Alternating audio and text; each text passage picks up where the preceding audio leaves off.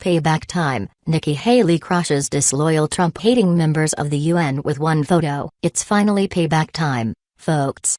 U.S. Ambassador to the United Nations Nikki Haley just crushed the disloyal haters of President Donald Trump at the UN with one perfectly timed photo. In December, President Donald Trump announced his decision to move the U.S. Embassy in Israel to Jerusalem, essentially recognizing the city as the Jewish nation's capital. Although this is entirely within the rights of the United States as a sovereign nation, it raised the ire of many UN member nations. Ultimately, the UN Security Council drafted a resolution in opposition to Trump's decision to move the U.S. Embassy, and a great many member nations got behind the measure. In December, 128 UN member nations voted to condemn President Trump's recognition of Jerusalem as Israel's capital as null and void during the UN General Assembly. 9 countries voted against the condemnation, which means they support the United States, while 35 nations abstained.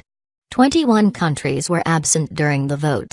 Among the countries that voted to condemn the U.S. were longtime allies Germany, France and the United Kingdom. Other key allies like Canada, Mexico, and Australia abstained from the vote. 9 countries, including Honduras, Guatemala and Palau, supported the U.S. decision. The betrayal infuriated millions of Americans, many of whom demanded the U.S. defund the United Nations, since we get the least benefit out of the alliance.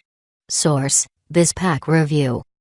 This proved to be a very stupid move, as the United States has veto power, so a vote on the measure was little more than spitting in the wind. Indeed, all that it accomplished was to piss off President Trump, who has already proven that he is not a man you want to mess with. Trump responded by announcing an unprecedented cut in U.S. funding to the UN. Not to be outdone, Haley had a little something up her own sleeve in order to reward the UN member nations which stood with the United States in the decision to move the embassy to Jerusalem.